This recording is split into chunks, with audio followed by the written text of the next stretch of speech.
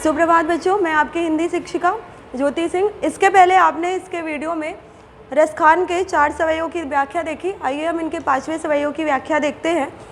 कान भय बांसुरी के अब कौन सखी हमको चाहिए, निस द्योस रहे संग साथ लगी यह सौतिन तापन क्यों सहिए, जिन मोह लियो मन मोहन को रसखान सदा हमको दहिए, मिली आओ सबे सखी भाग चले अब तो ब्रज में बांसुरी रही है। आप जैसा कि जानते हैं कि जो श्री कृष्ण थे उनके पास हमेशा मुरली रहती थी और मुरली को वो बजाते थे और बांसुरी उनके होठों से लगी हुई रात्र दिन सुशोभित हुआ करती थी। और उस मुरली के प्रति श्री कृष्ण का ऐसा प्रेम देखकर गोपियाँ मुरली के प्रति ईर्ष्या भाव रखती थी और उसे अपने सौतन उन्होंने मान लिया था। और ये स्वाभाविक ही है, यदि कोई भी व्यक्ति किसी से स्नेह करता है या प्रेम करता है और उस व्यक्ति किसी और के साथ समय गुजारता है, चाहे वो निर्जीव वस्तु ही क्यों ना हो, ईर्ष्या हो जाना स्वाभाविक है। तो यहाँ पर गोपिकाओं को मुरली के प्रति सौतन का भाव था, वो उसे अपना सौतन समझती थी और उसी उनके सौतिया डाह का वर्णन इन पंक्तियों में रसखान ने किया है। आइए अर्थ देखते हैं। कान भय बांसुरी के, गोपियाँ कहती हैं कि अब तो श्री कृष्ण बांसुरी के हो गए हैं, बांसुरी के वश में हो गए हैं, अब कौन सखी हमको चाहिए, अब हमसे भला कौन प्रेम करेगा, हमें कौन चाहेगा। निस द्योस रहे संग साथ लगी, निस अर्थात रात्रि, द्योष दिन, यह रात्रि दिन मुरली श्री कृष्ण के ही साथ रहती है। एक क्षण के लिए भी ये मुरली कृष्ण से विलग नहीं होती, हमेशा उन्हीं के साथ लगी रहती है। यह सौतन तापन क्यों सही है, इस सौत के ताप को या इस सौत के द्वारा प्रदत्त दुख को हम क्यों सहें, क्योंकि ये रात्रि दिन तो कृष्ण के ही संग लगी रहती है और कृष्ण इसी के साथ अपना वक्त गुजारते हैं। हमारे लिए वक्त ही नहीं बचता, समय ही हमें नहीं मिलता, तो भला हम इस सौतन के ताप को कैसे सह सकते हैं, इस दुख को, इस पीड़ा को हम कैसे वहन कर सकते हैं। जिन मोह लियो मन मोहन को, आगे गोपी कहती हैं कि जिन्होंने मन के मोहने वाले मोहन को ही मोह लिया। मनमोहन अर्थात जो दूसरे के मन को मोहता है।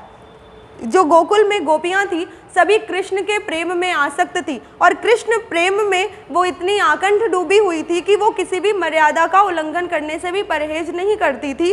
और कृष्ण जब बांसुरी बजाते थे तो वो सुन के उनके पास दौड़ी चली जाती थी, लेकिन समय गुजरने के साथ साथ वो मुरली से ईर्ष्या का भाव रखने लगी। और ईर्ष्या का भाव क्यों, क्योंकि कृष्ण ने सबके मन को मोहित किया है और मुरली ने क्या किया, कृष्ण के ही मन को मोहित कर लिया। इसलिए वो कहती है कि जिन मोह लियो मन मोहन को, जिसने दूसरे के मन को मोहने वाले कृष्ण के ही मन को मोह लिया, रसखान सदा हमको दही है, इसलिए वो मुरली हमें सदा जलाती ही रहेगी।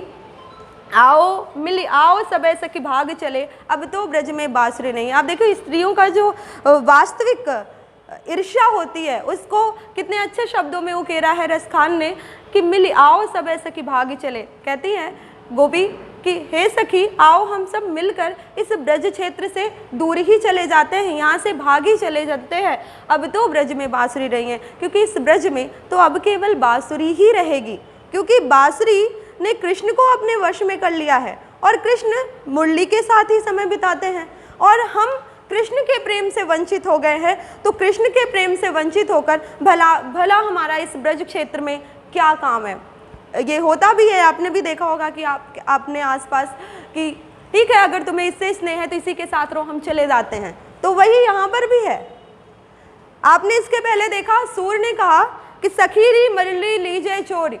सूर की गोपिकाएं क्या करती हैं, मुरली को चुरा लेती हैं, लेकिन रसखान की गोपिकाएं क्या करती हैं कि ठीक है तुम्हें मुरली से स्नेह है तो तुम मुरली के साथ रहो, हम सभी यहाँ से चली जाती हैं, क्योंकि तुम्हारे प्रेम से वंचित होकर इस ब्रज क्षेत्र में हमारा कोई काम नहीं है। एक बार फिर से इसका अर्थ देख लीजिए। गोपिका कहती है कान भय बांसुरी के अब कौन सखी हमको चाहिए। हे सखी, कृष्ण तो इस बांसुरी के वश में हो गए हैं, अब भला हमें कौन चाहेगा, हमसे कौन प्रेम करेगा। निस द्योस रहे संग साथ लगी, ये मुरली तो रात्रि दिन कृष्ण के ही संग लगी रहती है, एक क्षण के लिए भी उनसे विलग नहीं होती, दूर नहीं होती। यह सौतन तापन क्यों सही है, इस सौत के ताप को, इस सौत की पीड़ा को या हम कैसे सहन कर पाएंगे, हम कैसे रह पाएंगे। जिन मोह लियो मनमोहन को, इस मुरली ने तो सबके मन को मोहने वाले मनमोहन को ही मोह लिया है, इसलिए सदा हमको दहिए, इसलिए ये मुरली सदा हमको जलाएगी ही, जलाती ही रहेगी। मिल आओ सब सखी भाग चले, इसलिए हे सखी और हम सब यहाँ से मिलकर भाग चलते हैं। अब इस ब्रज में तो केवल बांसुरी ही रहेगी, क्योंकि कृष्ण तो उसी से प्रेम करते हैं और कृष्ण के प्रेम से वंचित होकर हम भला हमारा इस ब्रज क्षेत्र में क्या काम। अगले सवये की तरफ चलते हैं। इसमें भी वही है, मुरली के प्रति जो उनकी ईर्ष्या भावना थी वही प्रदर्शित की है। मनमोहक शब्दों में इसका चित्र उकेरा है रसखान ने। आइए अर्थ देखते हैं कि मोर पखा सिर ऊपर रखियो, एक गोपिका कहती है। एक प्रकार का नाटिका या होती थी ब्रज क्षेत्र में, वहाँ पर रूप धारण किया जाता था, तो गोपिकाएं भी कृष्ण का स्वरूप धारण करती हैं, लेकिन मुरली से परहेज करती हैं। उसी का वर्णन है। एक सहेली दूसरी से कहती है कि हे सखी मोर पखा सिर ऊपर रखियो, मैं अपने सिर पर मोर पखा, मोर के पंखों से निर्मित मुकुट धारण करूंगी। आपने देखा है कि श्री कृष्ण मोर के पंखों का मुकुट धारण करते हैं सिर पे, इसलिए गोपिका कहती है कि हे सखी मैं अपने सिर पर मोर के पंखों से निर्मित मुकुट धारण करूंगी। गुंज की माला गरे पहिरूंगी, गरे अर्थात गला, और गुंजा की माला, गुंजा एक प्रकार का फूल होता है, कहते हैं गुंजा की माला मैं अपने गले में धारण करूंगी। ओढ़ पीताम्बर, श्री कृष्ण पीला वस्त्र ही धारण करते हैं, इसलिए वो कहती हैं कि मैं पीला वस्त्र धारण करके, लै लकुटी, लकुटी ले करके, बन गोधन ग्वारन संग फिरूंगी, मैं जंगल जंगल, गोधन एक प्रकार का गीत होता है जो मथुरा या ब्रज क्षेत्र में गाया जाता है, मैं जंगल जंगल गोधन गाते हुए ग्वालों के संग घूमूंगी भी। ओढ़ पीताम्बर लै लकुटी, मैं पीताम्बर पहनकर लकुटी लेकर जंगल जंगल गोधन गाते हुए, गोधन एक प्रकार का गीत है जैसा हमने बताया, ब्रज क्षेत्र में ग्वालों के संग घूमूंगी भी। भावते वही मेरो रसखान, जो जो तुम कहोगी वो मैं सब करूंगी, या जो जो मेरे श्री कृष्ण को पसंद है, जो जो उन्हें अच्छा लगता है, सो तेरे कहे सब स्वांग करूंगी, वो मैं तुम्हारे कहने से सारी लीलाएं करूंगी। जो जो तुम कहोगी वो मैं सब करूंगी, या वो सब मैं करूंगी जो हमारे आराध्य प्रभु श्री कृष्ण को पसंद है। लेकिन या मुरली मुरलीधर की है, लेकिन इस मुरली को धारण करने को मत कहना, क्योंकि यह मुरली तो उस मुरली धारण करने वाले की है। अधरान धरी अधरान धरूंगी, और इस मुरली को उन्होंने अपने होठों से लगाया है, या यह मुरली उनके होठों पे ही रात दिन सुशोभित होती है, उनके मुँह ही लगी हुई है, इसलिए इस मुरली को मैं अपने होठों से नहीं लगाऊंगी। या मुरली मुरलीधर की है, अधरान धरी अधरान धरूंगी, यह मुरली उस मुरली धारण करने वाले की है और इसको उन्होंने अपने होठों से लगाया, इसलिए मैं अपने होठों से नहीं लगाऊंगी। एक बार फिर से इसका अर्थ देखिए। स्वांग ये ब्रज क्षेत्र में प्रचलित है। स्वांग में होता क्या है कि किसी भी व्यक्ति का रूप धारण किया जाता है, उसकी तरह तैयार हुआ जाता है और उसकी तरह लीलाएं की जाती हैं। तो गोपिकाएं भी स्वांग करती थी। अब किसका करती थी? कृष्ण का करती थी। वो कृष्ण का रूप धारण करती थी, कृष्ण की तरह वस्त्र पहनती थी और कृष्ण की तरह लीलाएं करती थी, लेकिन मुरली को अपने होठों से नहीं लगाती थी। उसी का वर्णन है कि मोर पखा सिर ऊपर रखियो, गुंज की मार गले पहिरऊंगी।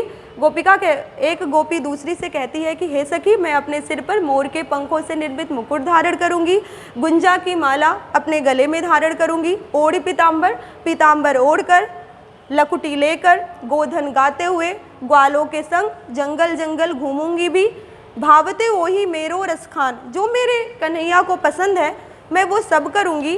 सो तेरे कहे सब स्वांग करूंगी, जो जो तुम कहोगी और जो जो मेरे कृष्ण को पसंद है वो सारी लीलाएं मैं करूंगी। लेकिन या मुरली मुरलीधर की है, लेकिन इस मुरली को जो कि मुरली धारण करने वाले उस कृष्ण की है, उसको मैं अपने होठों से नहीं लगाऊंगी। अधरान धरी अधरान धरूंगी। क्यों नहीं लगाऊंगी उसका कारण भी देती हैं कि इस मुरली को उन्होंने अपने होठों से लगाया, रात्रि दिन उनके ही होठों पे सुशोभित होती है, या आप ये कह सकते हैं कि रात दिन उनके मुंह लगी हुई है, इसलिए मैं इस मुरली को अपने होठों से नहीं लगा सकती। इसके अलावा जो जो तुम कहोगी वो मैं सब करूंगी। अब आइए इस पंक्तियों का काव्यगत सौंदर्य देख लेते हैं। इसके पहले हमने आपको बताया था कि रसखान ने जो ये लिखा है उसकी भाषा ब्रज है।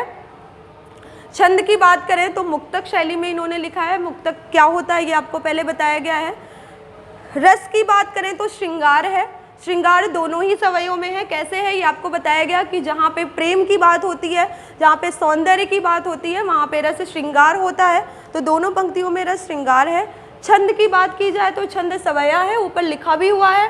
सवया क्या होता है ये भी बताया गया कि जिस पंक्ति में 22 से 26 वर्ण तक होते हैं वो सवया होता है, तो आप इसे गिन सकते हैं और गिनकर भी हमने आपको बताया था।